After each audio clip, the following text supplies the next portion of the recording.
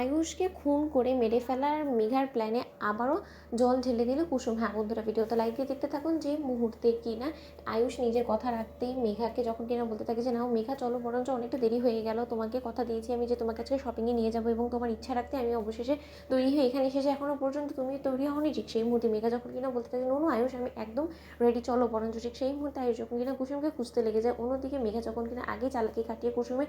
খাবারের মধ্যে ঘুমের ওষুধ মিশিয়ে যখন কিনা কুসুমকে ঘুম পাড়িয়ে রাখে এবং ঠিক তার পর মুহূর্তে আয়ুষ যখন কিনা কুসুমকে সঙ্গে করে নিয়ে যাওয়ার জেদ ধরে বসে, ঠিক সেই মুহূর্তে মেঘা বলতে থাকে যে থাক না আয়ুষ, ও বেচারি সারাদিন এত খাটাখাটনি করে হয়তো বা ক্লান্ত হয়ে পড়েছে, দেখো না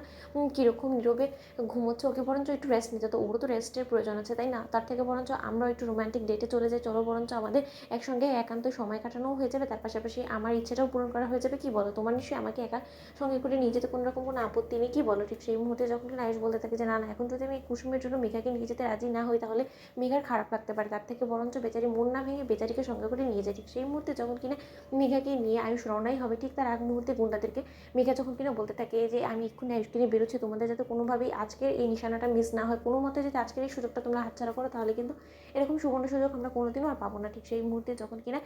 এক পর্যায়ে আয়ুষকে নিয়ে মেঘা বেরিয়ে যায়, ঠিক সেই মুহূর্তে মেঘা ফোনটা ফেলে রেখে যায় এবং মেঘার খামখেয়ালির কারণে যখন কিনা গুন্ডারা বারবার করে মেঘাকে ফোন করতে থাকে, অপেক্ষাকৃত অবস্থায় কোনোভাবে মেঘার দেখা না মেলায় এক পর্যায়ে কুসুম যখন কিনা ঘুম ভেঙে গিয়ে সেই ফোনটা ধরে এবং ধরা মাত্র কুসুম যখন কিনা শুনতে পায় যে গুন্ডা নিজে মুখে স্বীকার যাচ্ছে যে মেঘা ম্যাডাম এখনও পর্যন্ত আপনারা কেন এখানে এসে পৌঁছলেন না বলুন তো, সে কখন থেকে আমরা অপেক্ষা করে বসে আছি, এদিকে তো আপনি আমাদের মেসেজেরও কোনো রকম কোনো রিপ্লাই দিচ্ছেন না, তাই বাধ্য হয়ে আপনাকে ফোন করতে আমরা রীতিমতো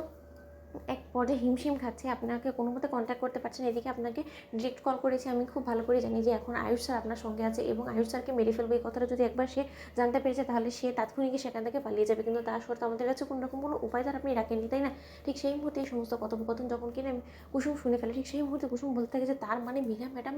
ছোটো সাহেবকে মেরে ফেলার জন্য শপিংয়ের উদ্দেশ্যে নিয়ে রওনা হয়েছে, না না আমাকে যে করেই হোক না কেন আমাকে এখানে থেকে বেরোতেই হবে, আমাকে